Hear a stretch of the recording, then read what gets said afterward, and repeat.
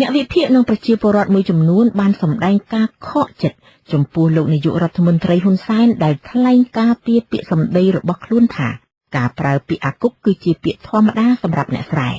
ពួកគេថាការប្រើប្រាស់ពាក្យសម្ដីក្នុងនាមជាមេដឹកនាំជានាយករដ្ឋមន្ត្រីគួរតែធ្វើជាគំរូដល់អ្នកដទៃនិងមិនត្រូវបែងចែករវាងអ្នកស្រែនិងអ្នកក្រុងនោះទេលោកថាកិត្យារីកាពាក្យអាគុកដែលលោកនាយករដ្ឋមន្ត្រីហ៊ុនសែនបានជេរប្រមាថលើលោកកឹមសុខាហើយថាភាសាជេរនេះជារឿងសាមញ្ញរបស់ពលរដ្ឋខ្មែរនោះកំពុងក្លាយជាប្រធានបទដែលគេលើកយកទៅជជែកយ៉ាងផុសផុលទាំងនៅក្នុងបណ្ដាញសង្គម Facebook និងមជ្ឈដ្ឋានទូទៅប្រជាពលរដ្ឋនិងអ្នកវិភាគសម្ដែងការសោកស្ដាយយ៉ាងខ្លាំងនិងហាក់មិនចង់ជឿថាលោកនាយករដ្ឋមន្ត្រីហ៊ានបញ្ចេញពាក្យអសុរោះនៅតាមវេទិកាសាធារណៈហើយថែមទាំងចុងក្រោយពន្យល់ថាពាក្យអាគុកគឺសម្រាប់អ្នកស្រុកស្រែនិយាយលេងឡើយកសិករនៅខេត្តស្វាយរៀងម្នាក់និយាយថាលោកមិនអាចទទួលយកភាសាជេរប្រមាថរបស់លោកនាយករដ្ឋមន្ត្រីហ៊ុនសែនដូច្នេះឡើយបរិះរូបនេះបញ្ជាក់ថា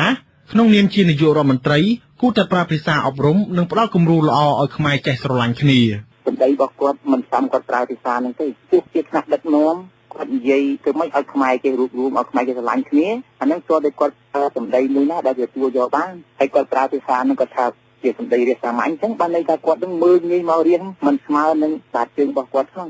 រីឯប្រជាពលរដ្ឋផ្សេងទៀតលើកឡើងថាកុំថាឡើយថ្នាក់ដឹកនាំសូម្បីតែនៅក្នុងគ្រួសាររបស់លោកនោះក៏តែងតែអប់រំមិនឲ្យសមាជិកគ្រួសារប្រើពាក្យអសិលធម៌នោះដែរក្នុងនាមជាប្រជាពលរដ្ឋម្នាក់បរិះរូបនេះសម្ដែងការខ្មាស់អ៊ីននៅពេលដែលនាយករដ្ឋមន្ត្រីខ្លួនឯងតែបង្ហាញអាកប្បកិរិយានិងពាក្យសម្ដីខ្វះសីលធម៌បែបនេះពាក្យខ្លះទៅអត់មានការអប់រំអីអញ្ចឹងយើងអប់រំតែផ្លូវអត់ល្អអីអញ្ចឹងអាពាក្យសាអសុរោះពាក្យសាហិង្សាអីចឹងទៅខ្ញុំមានការសោកស្ដាយតិចដែរកន្លែងហ្នឹងថាកន្លែងហ្នឹងតែមិនថាសូម្បីតែកម្មភាពអីដែរសូម្បីតែការជិះម៉ូតូជិះអីក៏ដោយបើណាយើងដឹកនាំគឺត្រូវដើរគំរូល្អគ្រប់បែបយ៉ាងទាំងអស់បរិះរូបនេះបន្ថែមទាំងហ៊ូចិត្តថាលោកនាយករដ្ឋមន្ត្រីគិតថាពាក្យអាគុកគឺជាពាក្យសាមញ្ញសម្រាប់អ្នកស្រែក៏ប៉ុន្តែប្រសិនបើអ្នកស្រែហៅលោកនាយករដ្ឋមន្ត្រីវិញនោះប្រហែលជាអាចប្រឈមមុខនឹងផ្លូវច្បាប់ទៀតផងជាស្ដែងថ្មីនេះក្រុមងារសម្ដេចក៏ត្រូវបានក្រសួងព័ត៌មានដែលជាសេនាធិការរបស់រដ្ឋាភិបាលដាក់កំហិតឲ្យគ្រប់អង្គភាពសារព័ត៌មានទាំងអស់ប្រើពាក្យសម្ដេចនៅក្នុងអត្ថបទរបស់ខ្លួន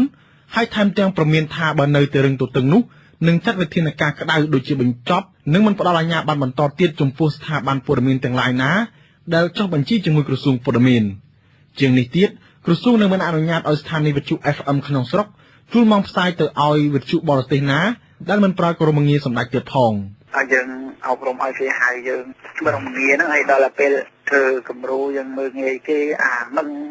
កូនអាគុកកូនអាបត់ជាតិអីអញ្ចឹងខ្ញុំនិយាយខ្មាស់គេយល់ដល់ពេលលឺអញ្ចឹងខ្ញុំនិយាយអត់មែនទេធ្វើគាត់វាមិនតូចចិត្តខ្មាស់គេទេគណៈដឹកនាំយើងគាត់និយាយភាសាដូចជាខ្វះសិលធម៌អីអញ្ចឹងប្រតិកម្មពីប្រជាពលរដ្ឋនេះបន្ទាប់ពីលោកនាយករដ្ឋមន្ត្រីបានហៅលោកកឹមសុខាថាអាគុកក្រោយពីលោកកឹមសុខាបានផ្ដល់បទសម្ភាសន៍ដល់សារព័ត៌មាន Reuters ថាលោកនាយករដ្ឋមន្ត្រីកំពុងភ័យខ្លាចការចាញ់ឆ្នោតនាពេលខាងមុខលុះនៅថ្ងៃទី1ខែកក្កដាលោកនាយករដ្ឋមន្ត្រីហ៊ុនសែនបានព្យាយាមពន្យល់សាធារណជនអំពីការប្រើប្រាស់ពាក្យជេរប្រមាថមួយឃ្លានេះថាគ្រាន់តែលោកច្រឡោតចំពោះអ្នកចាក់ក្រឡេកនិងញុះឲ្យលោកខឹងតែប៉ុណ្ណោះហើយពាក្យនេះគឺជារឿងសាមញ្ញសម្រាប់អ្នកស្រែ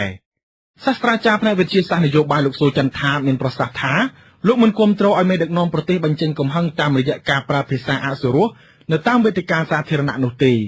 លោកសូចន្ទថាបញ្ជាក់ថាការប្រើប្រាស់ភាសាត្រគោះបោះបោកដូចនេះគឺនឹងជាឥទ្ធិពលអាក្រក់ដល់សង្គមជាតិទាំងមូលជាពិសេសគឺឆ្លុះបញ្ចាំងឲ្យឃើញថាមេដឹកនាំនោះមានកម្រិតវប្បធម៌អប់រំមិនល្អនិងអសិលធម៌ការដែលប្រើប្រាស់ភាសាអសុរោះបែបនេះក្នុងនាមជាមេដឹកនាំគឺមិនគួរប្រើប្រាស់តទៅសោះពីព្រោះវាជាការឆ្លុះបញ្ចាំងនៅអកប្បកិរិយានយោបាយមួយដែលមិនល្អហើយជាការដាក់តម្លៃអ្នកខ្សែចំការនឹងទាបបំផុតនៅពេលដែលអ្នកនយោបាយប្រើប្រាស់ភាសាមិនល្អហើយប្រៀបធៀបថាជាសម្ដីសាមញ្ញហើយជាសម្ដីអ្នកខ្សែចំការនោះរឿងទី1រឿងទី2ខ្ញុំគិតថាអ្នកនយោបាយកម្ពុជាគួរឈប់ប្រើភាសាបែបនេះនៅក្នុងវេទិកាសាធារណៈពីព្រោះប្រើភាសាបែបនេះក្នុងវេទិកាសាធារណៈរបស់រដ្ឋធ្វើឲ្យឡើងកម្ដៅនយោបាយក្រុមអង្គការសង្គមស៊ីវិលនិងប្រជាពលរដ្ឋអំពាវនាវឲ្យអ្នកនយោបាយនិងថ្នាក់ដឹកនាំប្រទេសឈប់ប្រើប្រាស់ពាក្យសម្ដីជេរប្រមាថនិងឈប់លាបពណ៌គ្នាតទៅទៀតដើម្បីជាគំរូល្អដល់យុវជនជំនាន់ក្រោយទន្ទឹមគ្នានេះពួកគេចង់ឃើញគណៈបកប្រជាជនកម្ពុជា